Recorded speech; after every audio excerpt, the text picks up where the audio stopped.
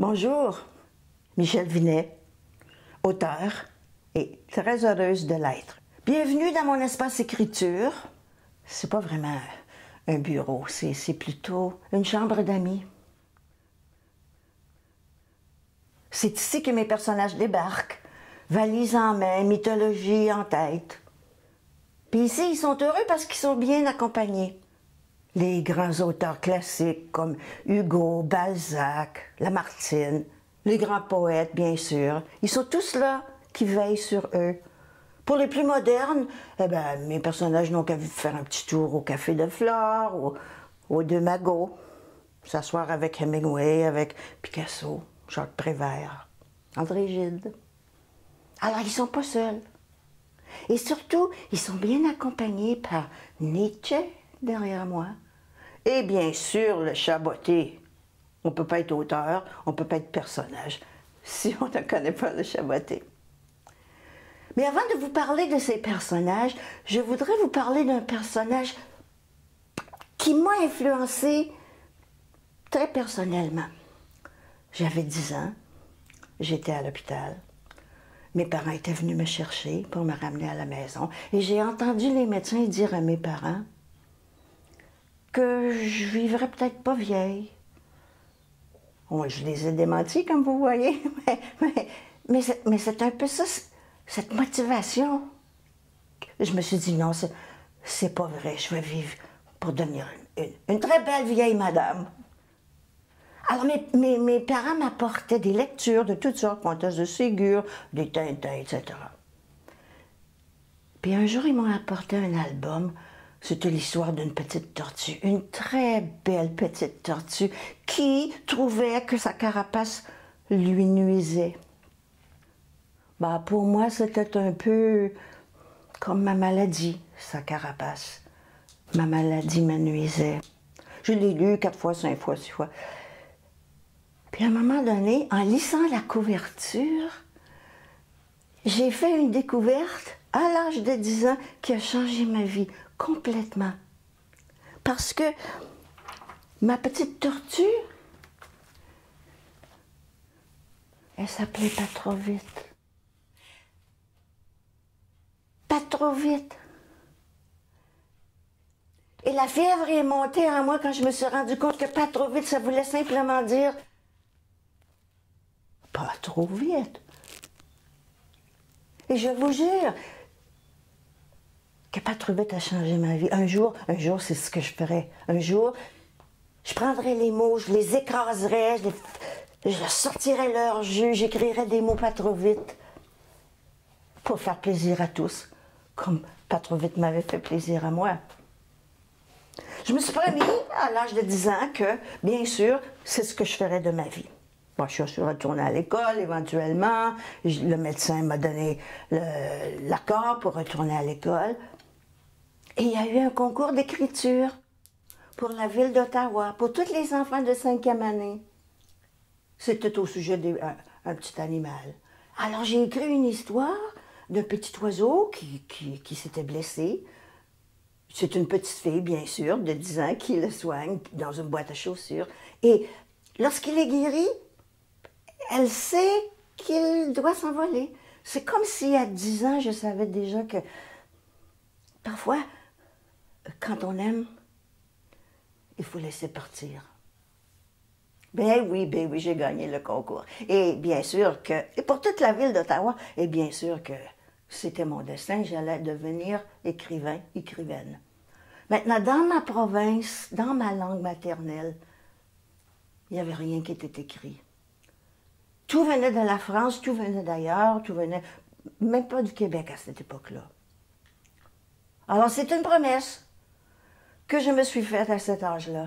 Ça a pris environ 50 ans à se réaliser, cette promesse.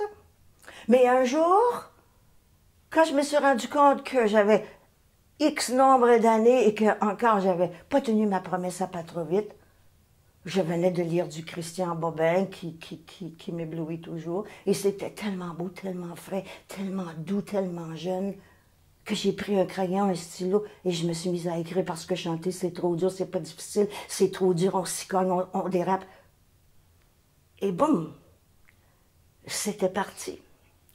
Et débarquer sur ma page, une belle jeune fille qui s'appelle Mirabelle. Alors, je sais qu'elle déteste son nom. Je le sais qu'elle déteste. Comment je sais, je ne sais pas, là. Mais je sais qu'elle déteste son nom.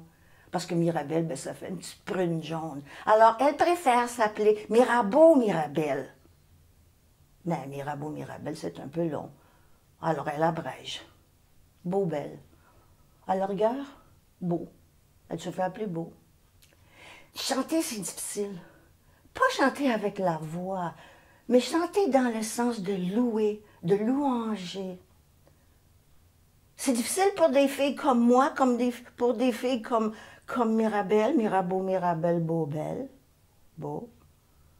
Alors elle récite au lieu, avec des traits d'union. Je vous lis un tout petit passage, juste pour vous illustrer comme... Elle n'est pas facile, la belle Mirabelle. Elle n'est pas du tout facile. Elle n'est pas du tout facile. Elle dit, chanter c'est trop dur. Ce n'est pas difficile, c'est dur. On s'y cogne, on dérape. Ce n'est pas juste, ni pour la chanson, ni pour les notes. Alors récitez avec des traits d'union, ainsi. Il était un petit navire qui n'avait comme un train à vapeur dans la nuit. Comme un train à vapeur dans les films noir et blanc. Jamais navigué qui n'avait comme un train qui fait des nuages noir et blanc. Jamais navigué, oh et, sans le H. Oh et, tout rond comme deux œufs collés pour se réchauffer. Deux oisillons duveteux dans un nid douillet. Oh et, dans la bouche comme deux pommes d'api, deux clémentines sucrées par le Maroc. Oh et, sans H, entre le O et le E, sans distance à franchir entre eux, sans le petit pont du H, oh et, unis comme des amoureux fabuleux. Avec Beau-belle et les enfants qui sont au ciel, ils ne sont pas nés encore. Il y a Capucine et il y a Beau-Pierrot. Ben, son mari va s'appeler Pierre à Beau-belle, donc le fils va s'appeler Beau-Pierrot. Capucine, c'est la fille de Chantal, son amie, sa meilleure amie. Mais ils sont en quelque part au ciel. Capucine, elle veut tellement venir sur la terre, elle veut tellement naître. Ben, le temps l'en empêche, bien sûr. Mais le temps, quand il m'est apparu, il était vraiment choqué de se faire passer pour un vieillard avec une longue barbe et un bâton. Non, il ne veut pas se faire représenter comme ça. Alors, la petite et Beau-Pierrot insistent pour venir sur la terre. Pierrot vient sur la terre et il rencontre le chat, Jérémie de Roncevaux. Capucine est trop petite, elle n'est pas capable de dire Jérémie de Roncevaux. Elle l'appelle Jémérie de Roncevaux. Et quand il retourne là où elle est, Beau-Pierrot explique à Capucine que les arbres poussent avec les feuilles en haut, pas en bas. Et les troncs en bas. Et là, Capucine, mais ça n'a pas de bon sens, là. Comment tu fais pour jouer dans les feuilles? Et je les vois, les arbres de Capucine, les feuilles pourpres et un grand tronc, tout blanc au milieu, les racines qui se perdent au ciel. Ils sont comme ça, les personnages. Ils m'invitent dans des lieux que je ne saurais jamais imaginer. J'ai pas assez d'imagination pour imaginer un lilago aux feuilles pourpres et à l'arbre au tronc blanc. Alors, je l'ai écrit pour garder cette promesse à pas trop vite. Pas publier, bien sûr. Bon, j'ai pitonné, j'ai imprimé, je l'ai mis dans une enveloppe et boum, c'était fini. J'avais gardé ma promesse. Et ça, c'était important pour moi. Et parce que chanter, c'est trop dur, a dormi 10 ans dans une boîte, jusqu'à ce que quelqu'un me dise, je l'envoie à une maison d'édition. J'en ai pleuré, non, tu ne vas pas me faire honte. Tout ça pour dire que c'était pas prévu de publier. Parce que chanter, c'est trop dur, a été ma première publication. Ben, j'ai eu du plaisir à faire ça, mais là, il y avait un écart de 10 ans, bien sûr. Alors, j'ai commencé autre chose. Je vais m'inventer un monsieur qui est comme ci, qui est comme ça, des personnages comme ci, comme ça. Et je contrôle. Parce que j'ai pas contrôlé. Les passages sont arrivés, j'ai eu du plaisir dans le ciel, le temps, les enfants non nés, etc. Un chat qui voit les petits-enfants qui sont... Mais là, je contrôlais. En tant que professeur retraité, je suis habituée de contrôler la classe, les bulletins, les enfants, les parents, etc. Un jour, je relis ce que j'ai écrit et j'ai eu un flashback de 100 ans. Franchement, Michel, là, un flashback de 100 ans, non, c'est pas possible. Alors, ma voiture a besoin de service. Ma voiture joue toujours un rôle dans mes livres.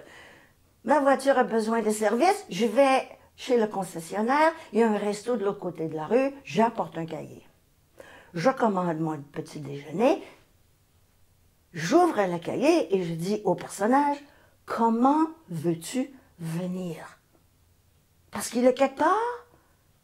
Cette dame qui va raconter son histoire, qui va avoir 100 ans, elle est partie, elle est disparue. C'est à lui qu'il faut que je parle. Et je lui demande, comment tu veux venir? Tu veux venir sur la Terre? C'est une conscience dans l'univers sidéral.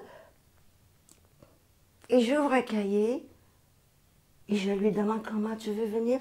Mon assiette arrive, je repousse mon assiette.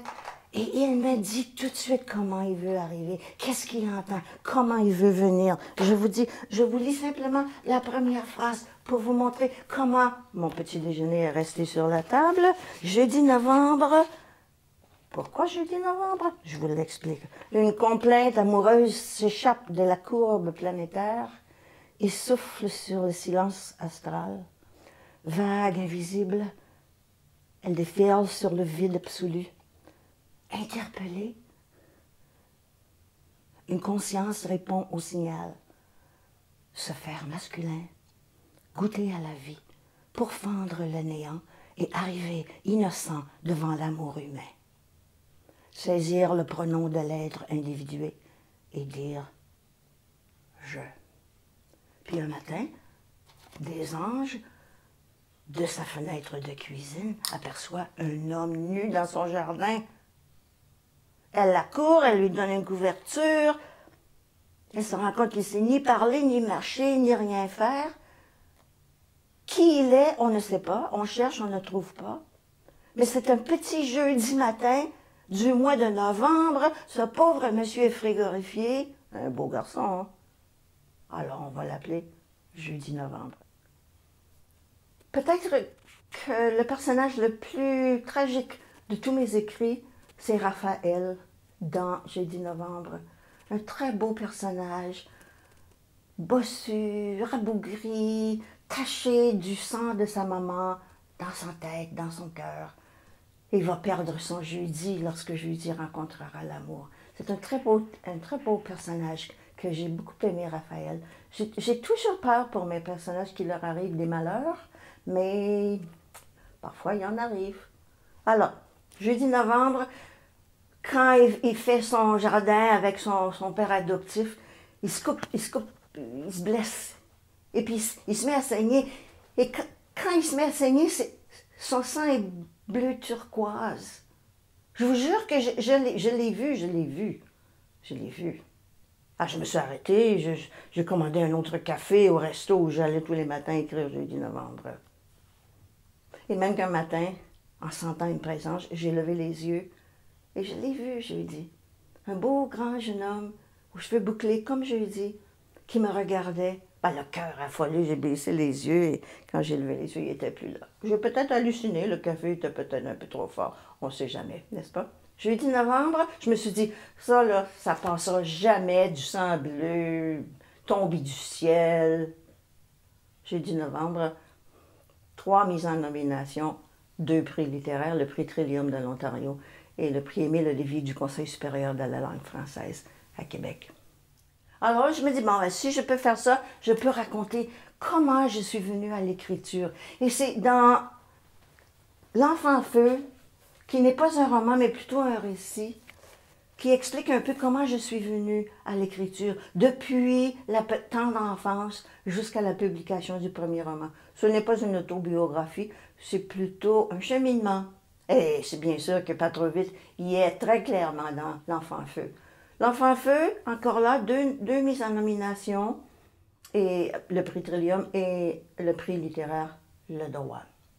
J'en arrive enfin à mon plus récent qui s'appelle Le Mal-aimant.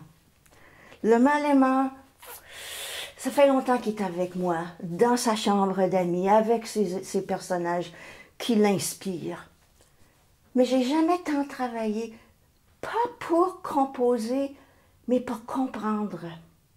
Parce que pour moi, écrire, c'est simplement écouter. J'écoute l'histoire, elle se raconte, j'interviens pas dans le destin de mes personnages, je ne suis pas capable de les inventer des Capucines et des Jérémie de Roncevaux, non, des Jeudis Novembre non plus. Ce sont eux qui me sollicitent. Moi, je les écoute et j'écris leur histoire. Le travail vient après. C'est leur histoire, je veux qu'elle soit la plus belle possible. Je travaille, je fignole, j'astique pour la rendre la plus belle possible. Mon auto. Je suis en tournage. Je suis comédienne aussi. Je suis en tournage. J'ai ma petite valise, je m'en vais dans l'Est ontarien pour un tournage d'1 semaine. Et dans mon auto, je sens une présence. C'est une présence masculine. Au lieu d'aller directement à l'hôtel réservé aux comédiens, j'entre dans la petite ville, je me trouve un Dolorama, je me trouve des cahiers, parce qu'il y a quelqu'un qui a besoin de se dire.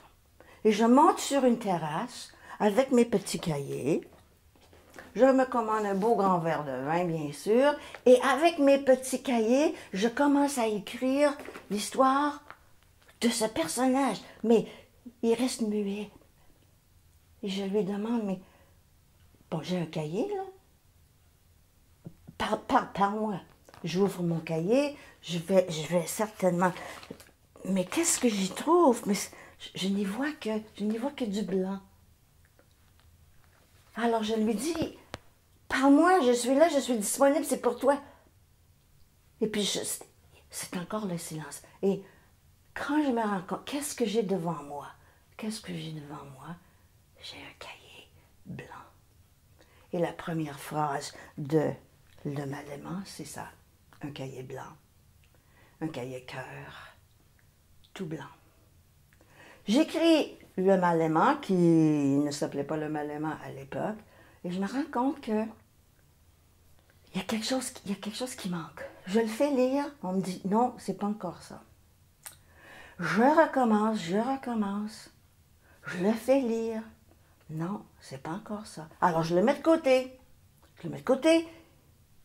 Et je me cherche des petits bouquins sur l'écriture. Je trouve un texte américain qui s'appelle 21st Century Fiction. Et dans son bouquin, le monsieur, chaque chapitre comprend des questions sur le personnage, sur les lieux. Et une des questions du personnage qui me bouleverse, c'est celle-ci. Qu'est-ce que votre personnage n'a jamais dit à personne? Et je m'assieds avec tout mon travail et je demande à mon personnage, qu'est-ce que tu me caches? Qu'est-ce que tu m'as pas dit? Et quand finalement mon personnage me dit ce qui manque à son histoire, là je le comprends et je me remets à tout écrire, à tout barbouiller. J'ai un plaisir fou à faire ça. J'ai des cahiers, je suis dans un autre tournage, c'est déjà quelques années plus tard, dans un film et je suis dans un lodge près du lac Nipissing, je crois. Et j'ai plusieurs jours où je peux habiter dans ce beau lieu. Et je réécris, et je recommence. L'histoire ne change pas. Mais le secret de mon personnage se dévoile enfin. Et je le soumets. Je suis très heureuse de dire que tout à coup, en 14 jours après la soumission, on me dit que c'est un très beau texte. Le Mal-aimant est paru en février 2021 Et depuis, ben, on travaille sur cette vidéo, par exemple. On travaille sur une possible traduction, sur un possible livre audio, sur une possible distribution en Europe. Alors, à partir de La Petite Pas trop vite, je suis devenue écrivaine, je suis devenue auteure sur 4 publications, la 4e sur 3 publications, 7 mises en nomination et 3 prix littéraires. Je tiens à remercier les éditions L'Interligne pour cette vidéo. Je tiens à remercier Ontario Créatif qui a permis cette vidéo. Et je tiens aussi à remercier M. Yves Wissel qui a fait cette vidéo. Merci d'être venu faire un tour dans mon atelier, dans ma chambre d'amis, dans mon espace écriture avec tous mes beaux auteurs. Je vous souhaite de très bonnes lectures.